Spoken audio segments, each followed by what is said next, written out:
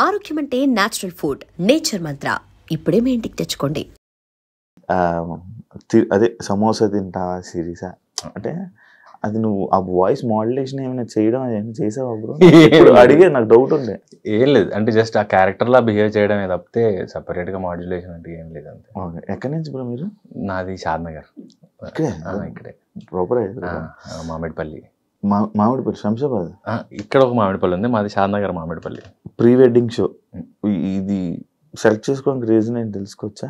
అంటే రెగ్యులర్గా కథలు చాలా వింటాం, అంటే తెలిసిన వాళ్ళు కొత్త వాళ్ళు మెయిల్లో తర్వాత ఇన్ పర్సన్ వచ్చి చెప్తూ ఉంటారు, కానీ కొన్ని కథలే మనకి గుర్తుంటాయి. వాళ్ళు వెళ్ళిపోయిన తర్వాత కూడా దాని గురించి ఆలోచిస్తాము. చాలా మంది కామెడీ సబ్జెక్ట్స్ అని చెప్తారు, వాళ్ళు నవ్వరు నేను నవ్వను. సీరియస్గా మొత్తం నేరేషన్ అయిపోయిన తర్వాత అవును ఇతను కామెడీ సినిమా అన్నాడు కదా, ఎక్కడ నవ్వలేదు ఏంటి అనిపిస్తుంది. పోనీ నేరేషన్ వీక్ ఉందేమని చెప్పేసి స్క్రిప్ట్ తెప్పించుకుంటాం, అప్పుడు కూడా చదివినప్పుడు కూడా ఎక్కడ నవ్వు రాదు.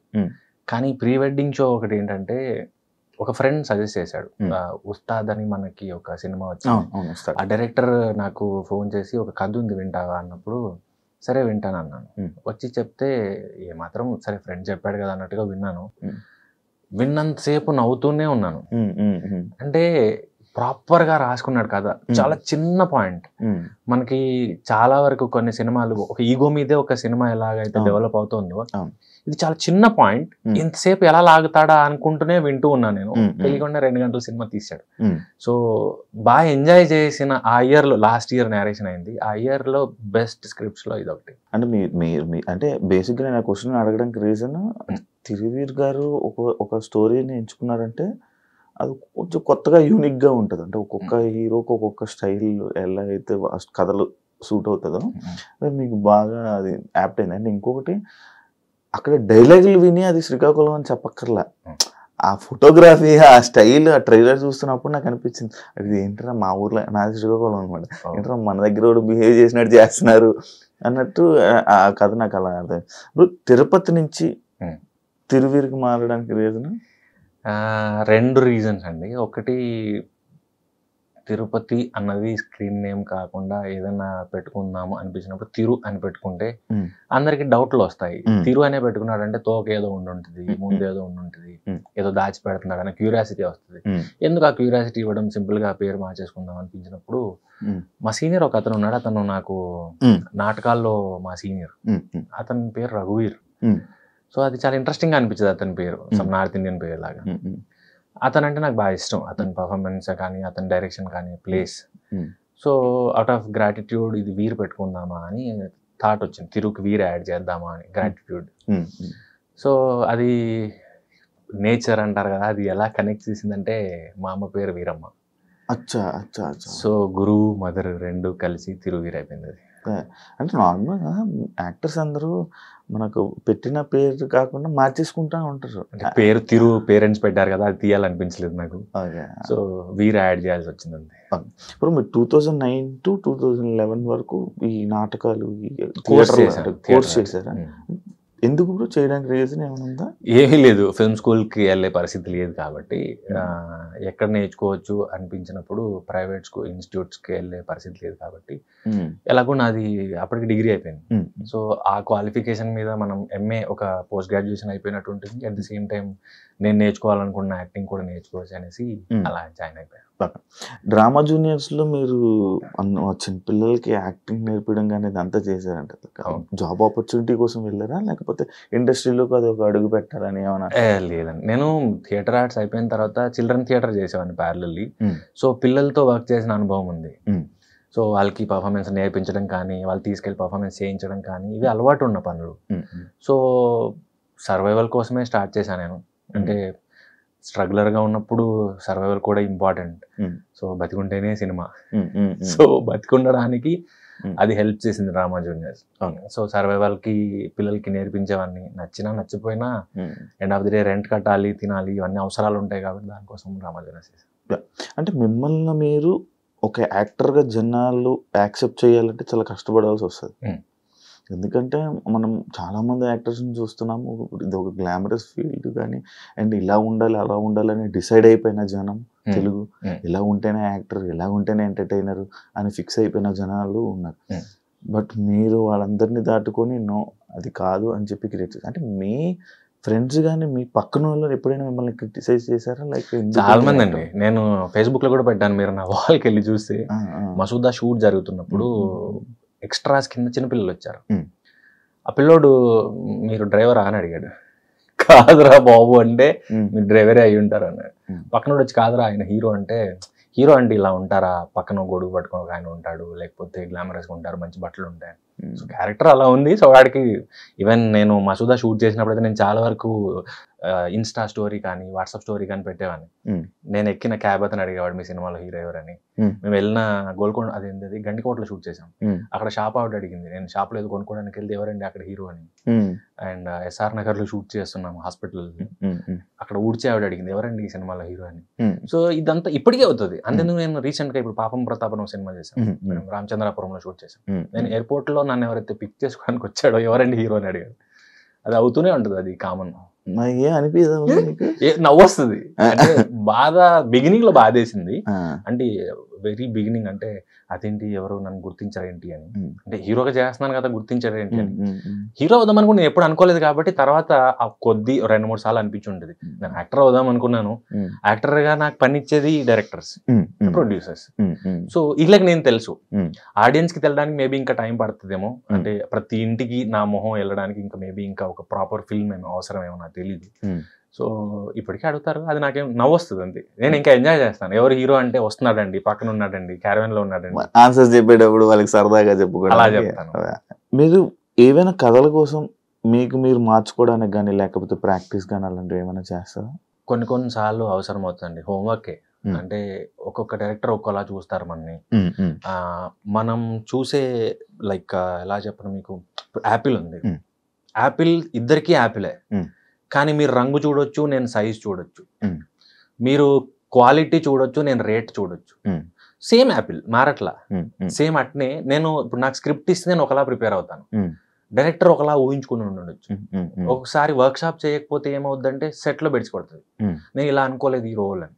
అందుకని ముందే వాళ్ళని కలిసినప్పుడు అసలు మీరేమనుకుంటున్నారు ఈ రోల్ గురించి, ఎలా ఉంటే మీరు రాసుకున్నప్పుడు మీరు ఊహించినప్పుడు ఈ రోల్ ఎలా ఉండింది, ఎలా బిహేవ్ చేస్తుంది, ఎలా మాట్లాడుతుంది, వాళ్ళు ఏమన్నా ఫీడ్ ఇస్తే అది తీసుకొని ప్రాక్టీస్ చేయడం. లేదు నువ్వు ఓన్ చేసుకొని చేయన్నప్పుడు నా తరపు నుంచి తీసుకెళ్ళిపోయి చూపించి ఇలా ఓకేనా మీకు. జార్జ్ రెడ్డి, లలన్ సింగ్ నేను అలా చేసింది.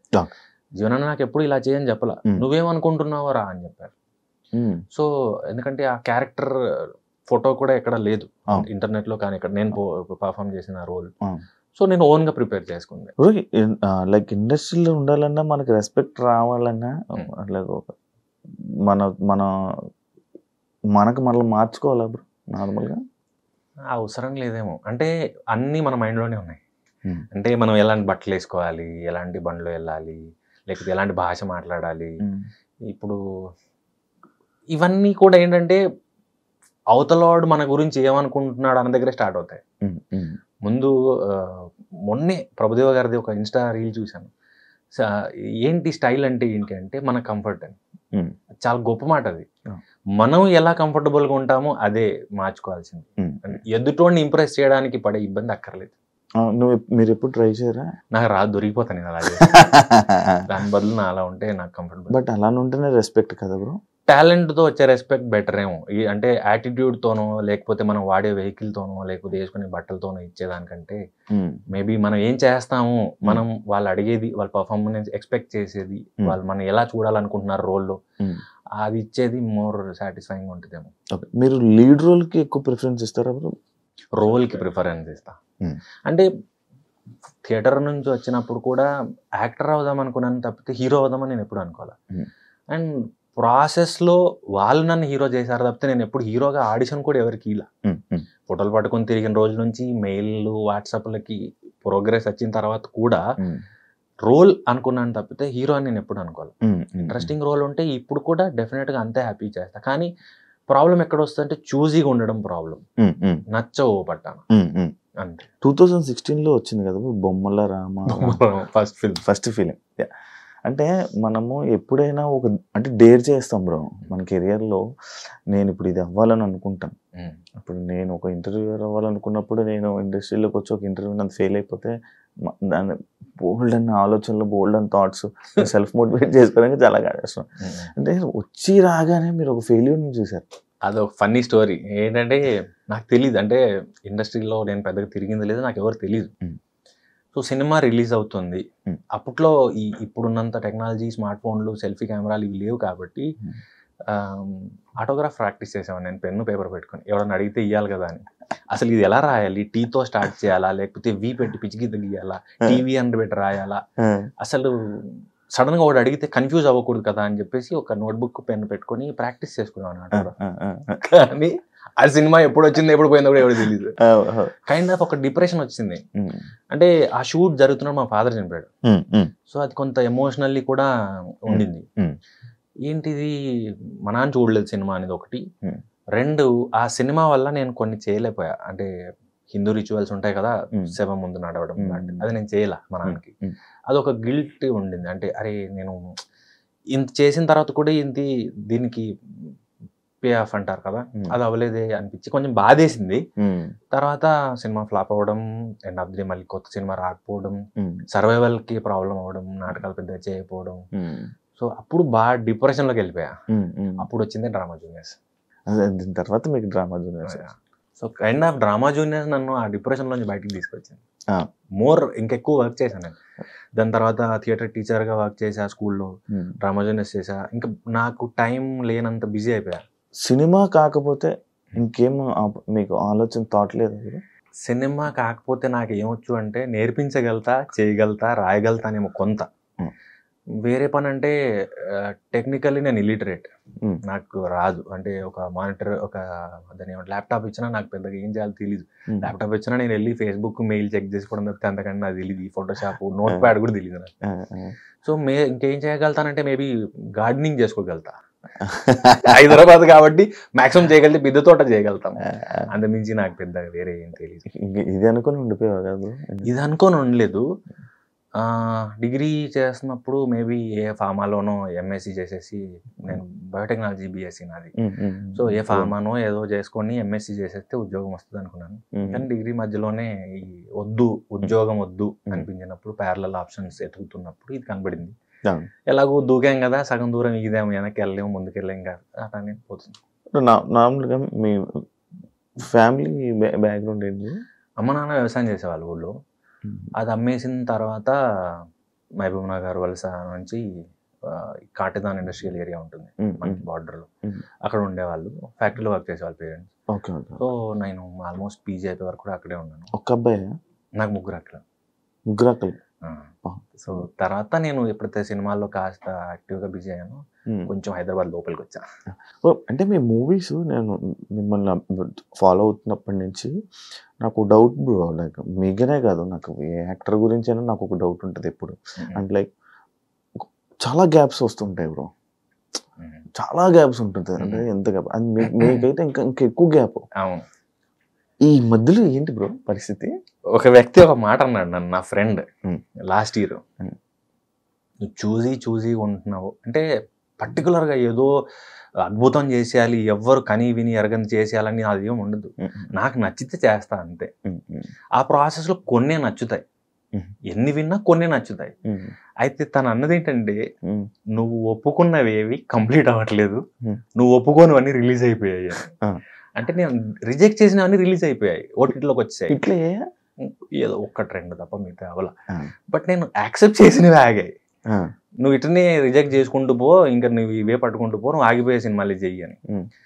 ఎవరు ఆగిపోతారని చెయ్యరు. అంటే ఏ సినిమా పూజ చేసి స్టార్ట్ చేసినా కూడా అది బాగా ఆడాలి, డబ్బులు రావాలి, పేరు రావాలని చేస్తారు. మేబీ నేచర్ మనకి ఇవ్వాల్సింది అంతే అనిపించినప్పుడు నాకు చాలా సిమిలర్గా ఏమనిపిస్తుంది అంటే, మాకు వ్యవసాయం ఉన్నప్పుడు ఊళ్ళో ఒక్కోసారి పంట రాదు. ఏంటంటే పురుగు వస్తుంది, వర్షం ఎక్కువ వస్తుంది, లేదా వర్షం పడదు, ఇదంతా జరిగింది గిట్టుబాటు ఉండదు. సో ఈ ప్రాసెస్ లాగే సినిమా కూడా అనిపిస్తుంది. అంటే కష్టపడితే ఫలితం వస్తుంది అనేది నేను నమ్మను. ఆర్జీవి గారు అంటారు కదా, అట్లంటే గాడిదకి ఎక్కువ రావాలని. సో ఇది కూడా ప్రాసెస్ ఏంటంటే, సినిమాలు ఎన్ని ఫేజెస్ ఉన్నాయి, పూజ చేసిన రోజు నుంచి థియేటర్లో రిలీజ్ అయ్యే వరకు ఏ దశలో అన్నా సినిమా ఆగచ్చు. అది చెప్పలేం. 1 వీక్ చేయొచ్చు, 10 days చేయొచ్చు, సగం అవ్వచ్చు, మొత్తం కంప్లీట్ అయిన తర్వాత దానికి ప్రాపర్ గిట్టుబాటు ధర ఉండకపోవచ్చు, లేకపోతే థియేటర్ దొరకపోవచ్చు, రీజన్ ఏదైనా ఉన్నాయి. ఇది మోర్ లైక్ వ్యవసాయమే అనిపిస్తుంది. ఫస్ట్ లో ఇనీషియల్లీ బాధేసినా కూడా నాకు అవి మా నాన్న అన్న మాటలు గుర్తున్నాయి. అండ్ ఆ అనుభవం చిన్నప్పుడు ఉండింది కదా, మేము కూడా పంట పొలంలో వెళ్ళి చూసేవాళ్ళం. సో ఒక పాయింట్ తర్వాత అవును ఆగితే ఏంటి కామనే కదా అనిపిస్తుంది. ఆ స్టేజ్కి వచ్చింది. డెఫినెట్ గా బాధ ఉంటుంది, బాధ లేదనడం అబద్ధం. కానీ మన చేతుల్లో లేదు. ఒక్కొక్కసారి ఇదే ఫ్రెండ్ ఏదైతే ఆగిపోయే సినిమాలే చేయన్న ఫ్రెండే అన్నది ఏంటంటే, నువ్వేం చేయగలుగుతావు బాధపడి, కంప్లీట్ చేయగలుగుతావా లేదు, ఓన్ గా ప్రొడ్యూస్ చేసుకోగలుగుతావా లేదు. సో నీ చేతిలో లేని దానికి నువ్వు ఎందుకు బాధపడడం?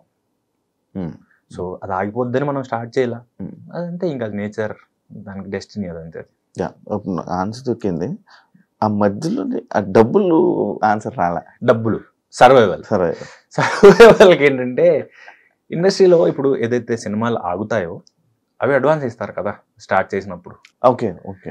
సో ఒక గొప్ప మాట ఏంటంటే, ఒక సార్ చెప్పింది ఏంటంటే, నువ్వు ఖర్చు తగ్గించుకోవడం కూడా సంపాదించినట్టే అని. నేను ఎప్పటి నుంచి ట్రై చేస్తాను, అది మన వల్ల అవ్వట్లేదు, అవ్వదు బ్రో. సో మామూలుగానే నేను మితంగానే ఖర్చు పెడతా అవసరమైన చోటే. అది ముందు నుంచి అలవాటైంది, నాటకం వేసే రోజుల నుంచి అలవాటైంది. సో ఆ అడ్వాన్సెస్ కొంత వచ్చేవి. అండ్ ఒక సినిమా ఆగినా కూడా నెక్స్ట్ సినిమా ఎవరో చేద్దామని వస్తారు కదా, వాళ్ళు అడ్వాన్స్ ఇస్తారు. అవి చాలా పొదుపుగా వాడుకో. నాటకానికి సినిమాకి చాలా డిఫరెన్స్ కదా, చాలా చాలా బ్రాడ్ గా అక్కడెక్కడ మైక్ ఉంటుంది, అవును మాట్లాడాలి. దాని మీద నీకు ఒక స్టోరీ రాయాలని, మీరే ఒక డైరెక్టర్ అవ్వాలని మీకు ఎప్పుడు అని నాటకం మీద, అంటే లైక్ అలాంటి ఆ నాటకాల నుంచి అలాగా ఇలా దీని మీద ఏదైనా ఒకటి అంటే మీకు ఒక అంత కాదు బ్రో, మీకు ఎప్పుడు రైటర్ ఒక డైరెక్టర్ మీరు అవ్వాలని మీకు లేదా అనిపించలేదు? డైరెక్షన్ అన్నది చాలా పెద్ద టాస్క్ అండి, నా వల్ల అవ్వదు. అంటే నేను స్టేజ్ డైరెక్ట్ చేసి చూశాను కదా, తక్కువ రోజు రిహార్సల్ చేసేవాళ్ళం, ప్లే చేసేవాళ్ళం. ప్లేతో ఒకటి ఏంటంటే, ఎవరికి జవాబుదారి కాదు డబ్బులు ఇన్వెస్ట్ చేసినప్పుడు రిటర్న్ ఎలా అన్నది. అది కొంత తక్కువ డబ్బుతో ఎక్కడో ఫెస్టివల్స్ అక్కడ ఇక్కడ చేస్తాం, మాదే ఓన్ డబ్బు ఉంటుంది, పెద్ద ప్రాబ్లం లేదు, వేలలో అయిపోయే పని. డైరెక్టర్ అన్నది వాళ్ళకి లైట్ మీద, కథ మీద, అండ్ యాక్టింగ్ మీద, అండ్ సోకాల్డ్ బిజినెస్ మీద, ప్రొడక్షన్ మీద, పోస్ట్ ప్రొడక్షన్, ప్రీ ప్రొడక్షన్ 100 ఉన్నాయి. అది నాకు ఇంత లోడ్ తీసుకోలేను నేను. నా పని యాక్టింగ్ చేసేంత వరకు ఓకే. రైటింగ్ కూడా ప్రాబ్లం ఏంటంటే, నేను సినాప్సిస్ లా రాయగలుగుతా కానీ 2 hours కిందకి ఎన్లార్జ్ చేయలేను, డెవలప్ చేయలేను. iDream. Please subscribe iDream Media. Please do subscribe to iDream. Please subscribe to iDream Media. For best entertainment and information, please subscribe iDream. And don't forget to subscribe to iDream.